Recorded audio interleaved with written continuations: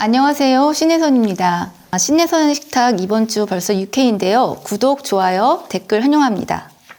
자, 여당의 완패, 민심의 경고.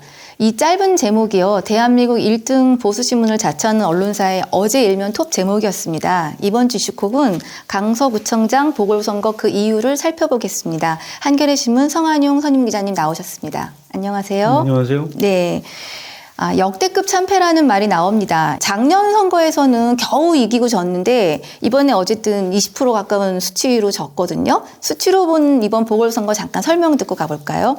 예, 일단 선거 결과부터 좀 살펴볼까요? 민주당의 진교훈 후보가 56.52%, 국민의힘 김태우 39.37%, 예. 또 정의당 권수정 후보 1.83밖에 안 되네요. 네. 진보당 권혜인 1.38, 녹색당 김유리 0.21, 자유통일당 고영일 0.66%입니다. 그래서 1등하고 2등 격차가 17.15%포인트 차이고요. 이게 숫자로 하면 1등이 13만 7천 표, 2등이 9만 5천 표, 그래서 4만 2천 표 정도 차이가 난 겁니다. 그러면 네. 상당히 많이 난 것 같은데요. 그렇다고 역대급 참패는 아니에요. 이게 2018년에 제7회 전국 동시 지방선거가 있었습니다. 네, 6월 네. 13일 날 선거를 했는데요. 하루 전 6월 12일에 김정은 북한 위원장하고 미국 트럼프 대통령이 싱가포르에서 정상회담을 했습니다. 그랬죠. 그래서 그 와중에 선거를 치렀는데요. 이때 이제 그 선거를 제대로 치렀는지도 모를 정도로 막 정신들이 없어서 다 잊어버렸을 텐데요. 강서구를 말씀을 드릴게요. 그때 민주당에서 노현성 후보가 61.5%를 얻었고요. 어우. 자유한국당의 김태종 후보 25.7, 바른미래당 김영성 후보 7.4%, 1등, 2등 격차가 무려 35.8%포인트. 네, 그러니까 네. 더블 스코어 그 이상입니다. 그러네요. 예, 강서구청장만 그런 건 아니고요. 네, 그때 네. 서울 시내 구청장 25개 중에 민주당이 24개를 이겼는데 거의 전 지역에서 민주당 후보 득표율이 50%에서 60%대였고요. 자유한국당 후보들은 20%에서 한 30%대에 그치는 상당한 격차가 났고요. 예, 예. 서초구청장 하나만 맞아요. 자유한국당의 예. 조은희 구청장이 당선됐던 그런 일이 있습니다. 그렇죠. 싹쓸이를 했습니다, 그때. 자, 이번에 이 보궐선거 정치권에서 왜 이런 결과가 나왔다고 분석하는지 좀 얘기 들릴 것 같아요.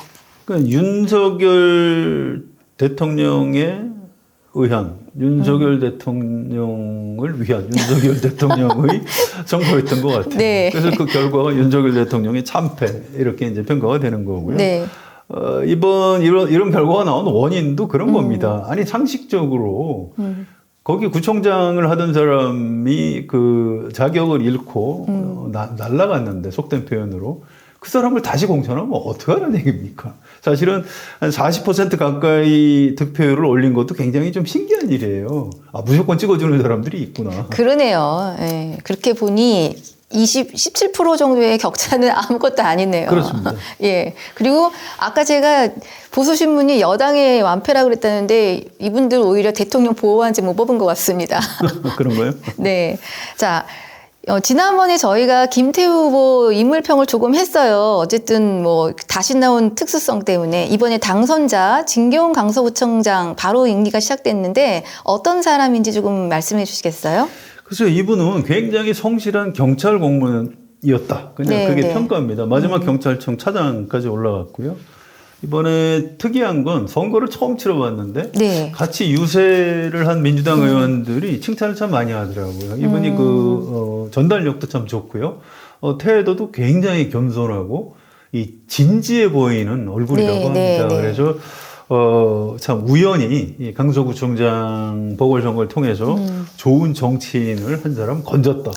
이게 민주당 내부 평가인 것 같습니다. 그 한쪽에서는 경찰 오래 몸담았는데 그만두고 나서 입당을 하고 또 짧은 시간 내에 공천까지 받으니까 혹시 이분이 경찰 생활하면서 뭔가 좀 약간 정치적인 발언을 하거나 이쪽에 관심을 많이 가졌던 분 아니냐 이런 얘기도 나오는데 그렇지는 않습니다. 경찰 공무원을 그만두고 나서 이제 정치에 뛰어든 사람이고요. 이번에 강서구청장 보궐선거에 민주당 쪽에서는 내가 한번 해보겠다고 예. 해서 굉장히 많은 사람들이 나섰는데요. 이 진교훈 후보자는 뭐 조직력이 없죠. 정치를 안 해봤고. 그래서 그냥 경선을 시키면은 이분이 안 될 수도 있는데, 네, 본선 경쟁력은 이분이 가장 높은 것 같다. 이게 민주당의 평가였습니다. 그래서 다른 그 예비 후보들한테는 좀 안 된 일이지만 네. 전략 공천을 할 수밖에 없었다. 이게 민주당의 설명이고요. 결과적으로 이제 성공을 했다고 봐야 되겠습니다. 네, 네. 방송 여기 오기 전에요. 출간 때문에 전직 경찰 고위 관계자분 한 분이 여기 메디치 사옥에 오셨는데 제가 내려온 길에 여쭤봤어요. 어떤 분이시냐고 그랬더니 굉장히 정직한 분이다. 이렇게 표현을 하시더라고요. 근데 그분 이게 얼굴에 정직 써 있는 네, 거 있지 네. 않습니까? 맞습니다. 자, 당별 분위기 좀 볼게요. 이 국힘이 저는 개인적으로 좀 헷갈리고 좀 뭐지? 하는 게 뭐냐면 엄청난 뭐 단어는 폐인 냉철 분석, 뭐 특단 대책을 내놓겠다 이러는데 뭐라 그럴까? 반성의 분위기? 근데 보통 이런 정도 지면 내가 책임진다, 뭐 아니면 네가 책임져라, 뭐 이렇게 좀 큰 소리가 날 만도 한데 생각보다 조용해요, 그냥. 아직은 진행 중입니다. 진행 중이어서 이게 그런가요? 아직 결론을 내린 게 아니고요. 네, 오늘 최고위원회를 했는데 굉장히 독특한 형식으로 했어요. 보통은 대표하고 최고위원들이 같이 둘러앉아서 회의를 하는데 이제 그렇게 하면 누가 무슨 말을 했는지 다 외부로 알려지게 됩니다. 네. 그래서 김기현 대표가 최고위원들을 1대1 면담하는 형식으로 해서 기탄 없이 좀 의견을 얘기해달라 이렇게 회의를 했고요. 최고위원 중에 그냥 대표님께서 일단 사의 표명을 하시는 게 좋겠습니다라고 건의한 사람도 있다고 합니다. 그래서 이 선거 패배에 대한 책임을 어떤 식으로 지게 될지 이 부분은 일요일이나 월요일쯤 돼봐야 뭐 공개가 될 것 같고요. 또 이 당에서 책임지는 것하고는 좀 별개로 예. 윤석열 대통령이 국무총리나 비서실장을 교체해야 되는 것 아니냐. 또 교체할 것이다. 네. 이런 기대와 관측이 좀 있습니다. 좀 솔솔 나왔죠. 그렇습니다. 이제 이게 어느 정도 그 사실인지는 아직 확인은 안 되고 있어요. 이것도 뭐 다음 주 초반 정도면 윤곽을 드러내지 않을까 이렇게 예측을. 아니 근데 지난번에 이제 우리 성 기자님께서 이렇게 선거 앞두고 당 대표를 바꾸는 건 쉽지 않을 거다 이런 말씀도 하긴 하셨어요. 근데 이분이 대통령의 뜻을 가장 관철 잘 시키는 당 대표인 걸 아는데 그 당 안에서 얘기할 수 있을까요? 그만두라고? 물러나라고? 국민의힘 안에서 이게 다 아는 거죠. 윤석열 대통령이 저지른 일에 대해서 김기현 대표가 왜 책임을 져야 되느냐. 예. 그래서 이제 김기현 대표 사퇴론을 얘기하는 사람이 많지가 않은 겁니다. 그래서 오히려 동정받나요? 그런 면이 있어요. 그래서 김기현 대표는 아마 자리를 유지하는 상태에서 수습책을 내놓게 되지 않을까 이렇게 예상이 됩니다. 여당을 심판하고 대통령이 패배한 거다라고 하면 사실은 그 정당 쪽에 국회에 대한 당에 대한 평가가 아니라 지금 전국 운영에 대한 대통령에 대한 평가라는 이제 분석이 나올 수 있잖아요. 그러면 사실은 그거에 대한 수습책도 여기 물갈이는 여기 물갈이지만 이건 총선을 위한 거고 지금 대통령이 뭔가 움직여줘야 되는데 그런 얘기가 나와요. 그렇습니다. 정치인들이 책임을 지는 가장 좋은 방법은 자리를 그만두는 겁니다. 네. 근데 대통령이 그만둘 수는 없잖아요. 네. 그러니까 이제 할 수 없이 국무총리나 비서실장을 뭐 교체하는 게 어떠냐 이런 아이디어가 나오고 있는 건데요. 네. 그것도 잘 모르겠어요. 윤석열 대통령은 이제 좀 고집이 좀 강한 사람이라 이걸 그냥 당에다 책임을 떠밀고 모른 척하지 않을까. 현재로서는 그쪽 가능성이 좀 높아 보입니다. 상황의 심각성을 느끼는지는 이제 좀 내주에 나오는 무언가 조치를 좀 봐야겠는데, 자, 여기서 뭐 약간 새끼일 수도 있는데, 왜 안철수 후보는 갑자기 이준석 전 대표랑 그렇게 뭐 존재감을 확인 싶은 것도 아니고 싸워들 계시는지? 메인스트림, 본류하고 전혀 관계없는 네. 해프닝이라고 네. 보이는데요. 좀 기분 나빠서 젊은 사람한테 이제 비판을 받으니까 화를 못 참은 것 같아요. 그래도 그냥 아무튼 개인 감정 차원에서 이제 둘이 좀 구원이 있습니다. 그 전부터 네, 이번에 폭발한 것 같고요. 네. 아무튼 이렇게 두 사람이 다투는 걸 보고 다들 그 안철수 전 대표가 좀 이상하다. 뭐 이준석 전 대표하고 이런 싸움을 하냐. 아니, 이준석 전 대표만 신난 것 같아요. 깐죽대면서 계속 말을 하는데. 근데 이제 이준석 전 대표도 그렇게 해서 사실 뭐 별로 좋은 건 아닙니다. 이제 젊은 사람이기 때문에 어느 정도 금도를 지켜줘야 되는데 네, 이번에 좀 네. 심하게 한 건 맞아요. 근데 그랬어도 안철수 의원이 참았어야 되는데 참지 못하고 지금 막 화를 분출하고 있는 것 같네요. 자, 사람 하나 더 얘기해 볼게요. 이분도 본류인지 좀 약간 헷갈리는데, 별명을 주랭랑으로 받으신 우리 김행 이제 후보님, 이미 이제 자진 사퇴하셨으니까. 근데 사실 뒤늦게, 대통령, 그러니까 부담을 덜어주기 위해서 사퇴한다고 했는데, 보도에 따르면 선거 전에 당에서 건의를 했다는 이제 이런 보도가 나왔어요. 근데 이 얘기에 대해서 또 주변의 분석은 진짜 했겠냐. 그 정도로 이 인물이 뭐 총선에, 이번 선거에 영향을 미치는 사람이니, 이러면서 또 이렇게 여러 가지 얘기가 나오는데 그 보도 자체가 보궐선거가 끝난 다음에 나왔다는 거죠. 그래갖고 약간 우리도 뭘 하려고 했어 라는 책임 회피? 이런 거라는 것도 있는데 실제 했을까요? 예, 했을 겁니다. 뭐, 그걸 안 해놓고 거짓말을 하지는 않아요. 또 정당에서, 여당에서 공개적으로 얘기를 하는 경우보다는 비공개리에 대통령한테 생각보다 권유를 많이 합니다. 네, 네. 국방부 장관도 이제 당에서 추천한 사람이라고 알려져 있고요. 이 김행 후보자가 여러 가지 이제 부담을 줬죠. 네. 그래서 좀 곤란하다 이런 의견은 용산 대통령실에 이미 전달이 돼 있었고요. 그럼에도 불구하고 대통령이 임명을 강행할 것 같다라는 게 선거 전의 관측이었는데요. 선거에서 지고 나니까 뒤늦게 어떤 선거 패배를 수습하는 어떤 카드 정도로 사용을 한 것이 아닌가. 그래서 김행 후보자가 뭐 개인적으로 뭐 부적절한 인물이긴 합니다만 좀 안 됐어요. 어쨌든 몇 안 되는 장관 후보자인데 이 선거 패배 수습용으로 그렇죠. 이렇게 쓰는 걸 보고 수습용으로. 참 저도 정치부 기자지만 참 가혹하다 이런 생각이 그래서 거꾸로 선거 전에 이 양반을 이렇게 임명하지 않는다라고 발표를 했다 한들 이겼겠냐, 선거가. 그렇지는 않을 겁니다. 다만 윤석열 대통령하고 지금 정권 자체가 그래도 상식적인 집단이구나 이런 이미지를 줄 수 있었겠죠. 좀 안타깝게 됐습니다. 자기네 필요에 의해서. 이름 나온 김에, 이분을 아니죠. 인사검증을 하고 있는 데를 맡고 있는 한동훈 법무부 장관이 또 어제 국감에서 또 막 질타를 받았지만, 뭐 전혀 미동 하나 표정 하나 변화 없이 그냥 넘어갔어요. 예. 예. 한동훈스럽죠. 진짜 대단한 것 같아요. 근데 원래 엄친아들은 그렇게 언제나 지난번에 저희가 절대로 잘못을 인정하지 않습니다. 이게 사실 법무부에서 인사검증을 하는 게 옳으냐를 그쵸. 가지고 논쟁이 많이 붙었는데 그때 이제 한동훈 장관이 이렇게 해야 좀 더 공개적인 검증이 가능하다 이런 얘기를 했고요.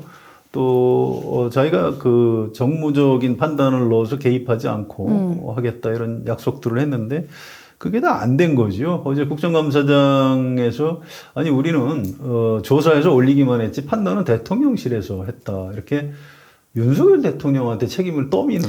저도 귀를 의심했어요. 예, 이게 이럴 리가 없는데 이러면 안 되는 거거든요. 그래서 이게 또한 엄친아의 한계구나 이런 생각을 좀 했어요. 아무튼 본인은 깔끔하게 이리저리 이제 빠져나가고 있는데 이런 부담이 이제 그대로 쌓여서 윤석열 대통령, 용산 대통령실에 차곡차곡 쌓여가고 있는 것 같습니다. 이것까지 포함한 한동훈 장관을 그렇게 총애하실까 궁금해지는데요. 예, 뭐 워낙 좋아하는 인물이라 뭐 이런 정도를 가지고 총애를 거두을 것 같지는 않아요. 우리 일반 사기업에서도 그런 태도는 아마 잘 안 될 텐데. 자, 알겠습니다. 자, 민주당 분위기도 좀 봐야 될 것 같은데 여기 표정 관리한다는 얘기 나오는데 어떻습니까 지금?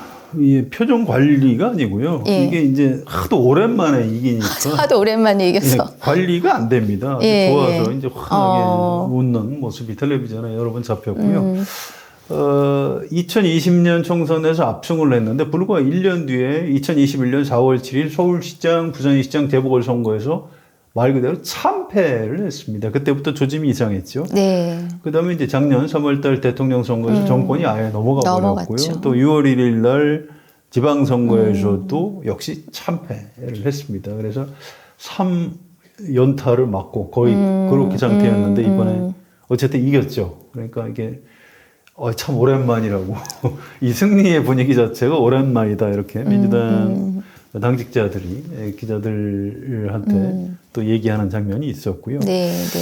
아무튼 이게 민주당의 승리가 아니라 윤석열 대통령의 패배다라고 민주당 스스로 정리를 했는데 그건 맞는 얘기입니다. 역시 이 태도를 이제 앞으로 어느 정도 유지할지는 물론 두고 봐야 되겠습니다만, 한 가지, 이 6개월 뒤 총선에서 그러면 민주당이 그러면 이제 이기는 거냐? 네. 이렇게 단정할 수는 없어요.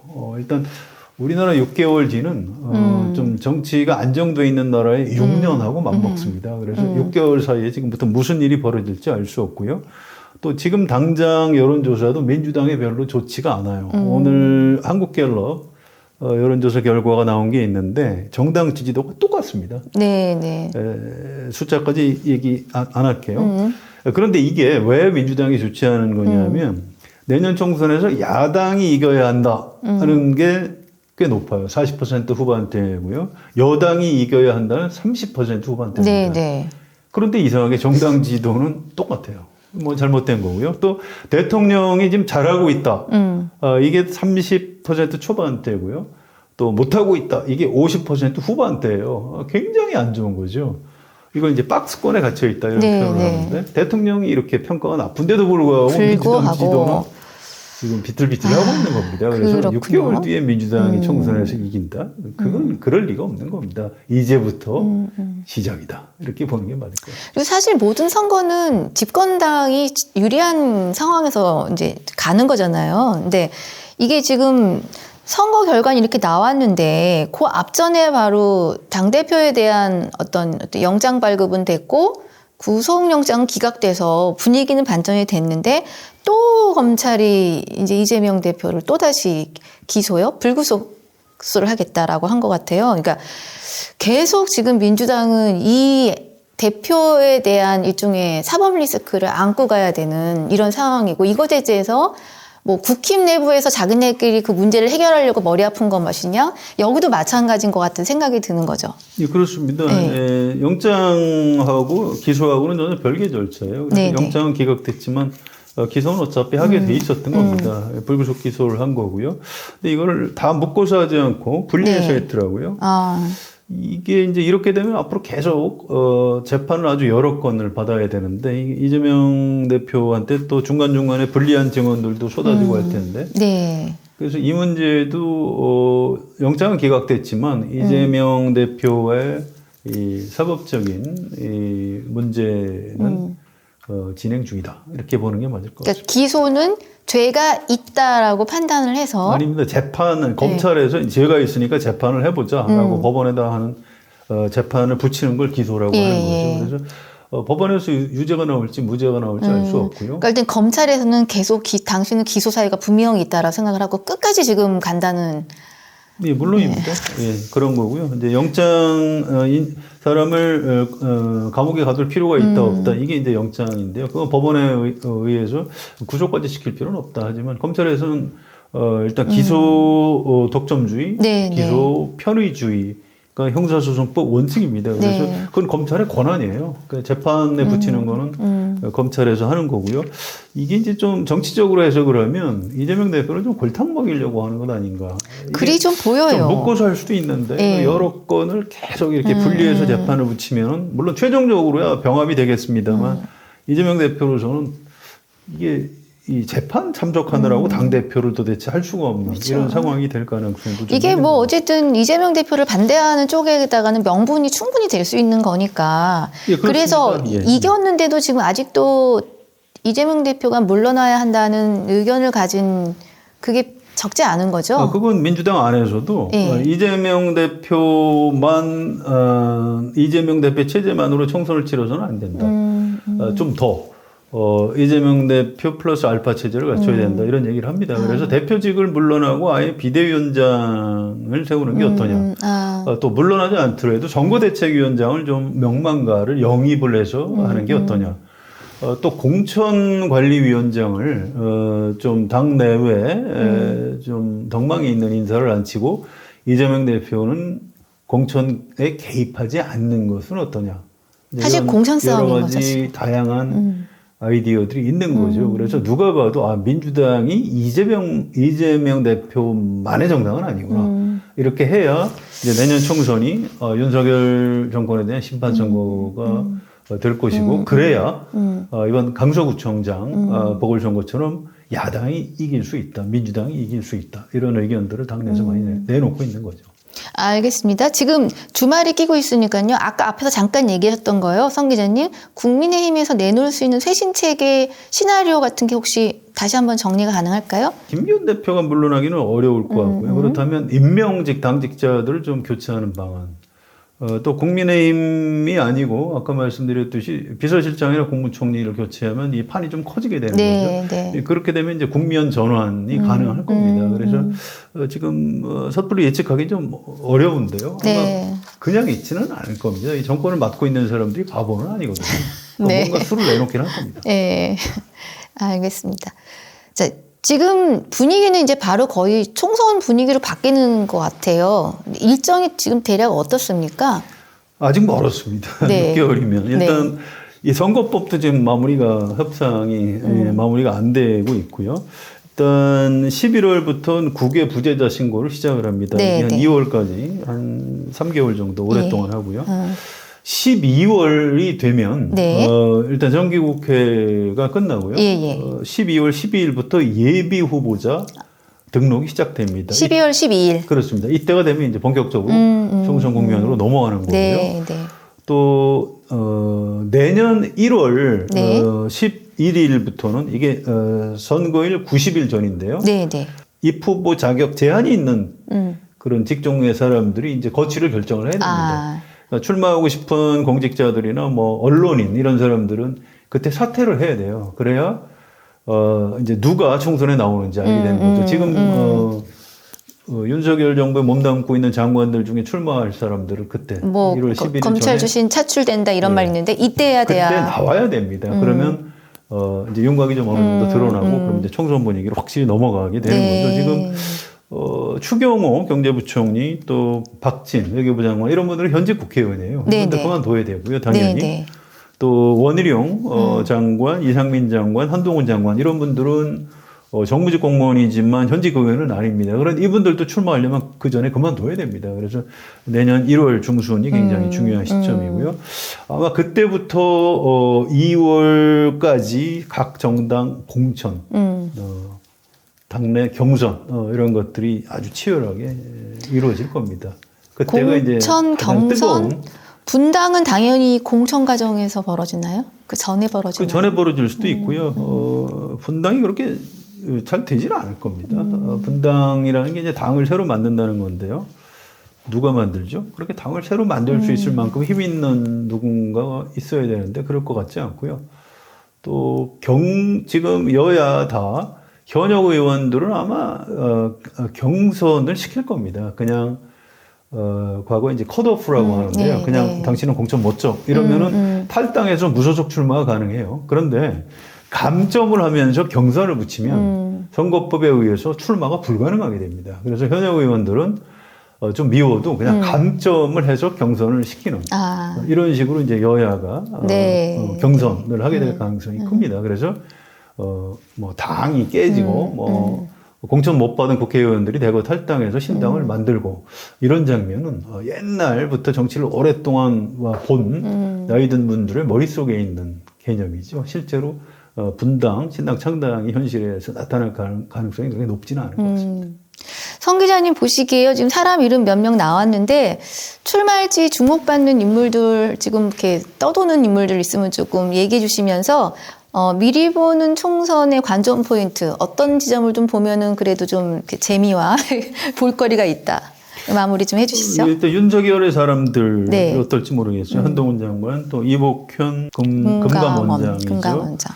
또 지금 대통령실에 근무하는 검사 출신들, 예. 참모들, 또 홍보수석 맡고 있는 김은혜 전 의원, 이분은 그 지역구가 이제 안철수 의원하고 겹치는데 그런 조정들을 어떻게 할지 관심사고요. 또 국민의힘의 이른바 비윤, 유승민, 이준석 이런 분들을 과연 공천을 줄지 안 줄지.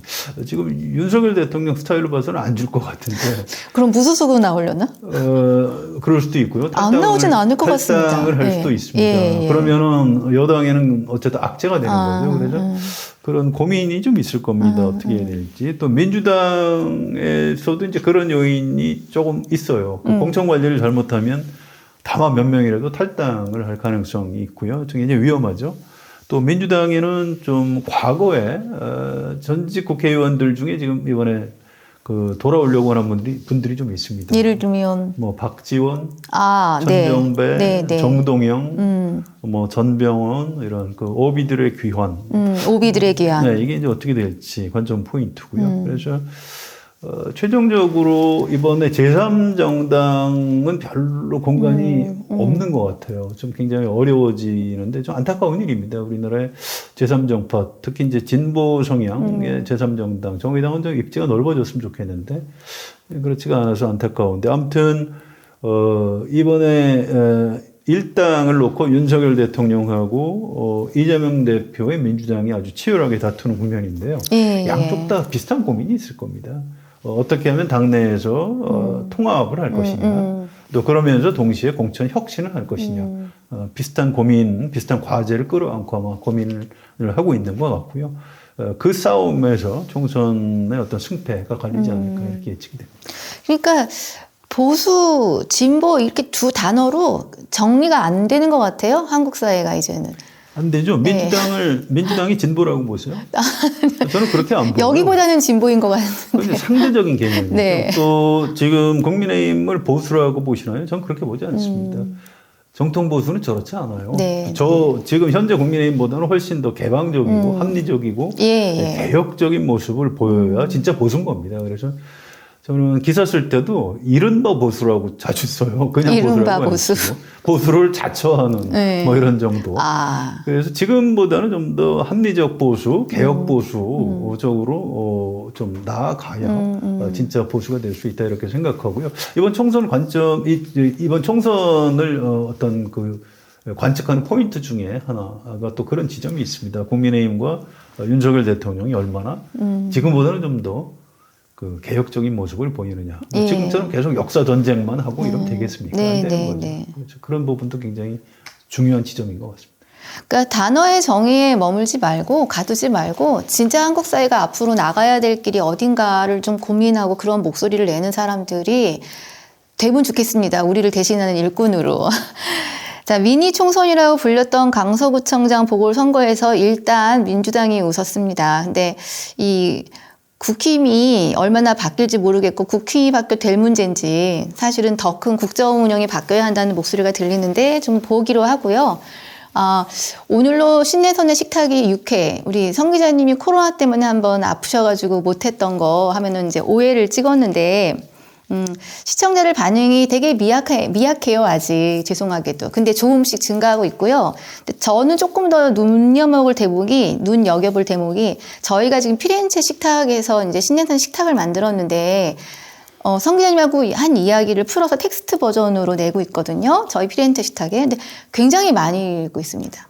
그러니까 유튜브를 보던 시청자보다 글을 읽는 독자가 훨씬 많으세요. 그래서 이 영상에 대한 알고리즘에 대한 문제도 좀 있는 것 같고, 아직 저희를 잘 모르니까, 진행자인 저도 잘 모르고, 좀 더 많이 애정을 갖고 봐주시면 저희가 기운내서 좀 더 객관적이고 균형 잡힌 시각으로 좀 이슈를 분석해 드릴 수 있다. 이런 약속을 드리겠습니다. 결론은 구독, 좋아요, 그다음에 의견 개진 부탁드린다는 말씀입니다. 자, 오늘 회 마치겠습니다. 감사합니다. 감사합니다.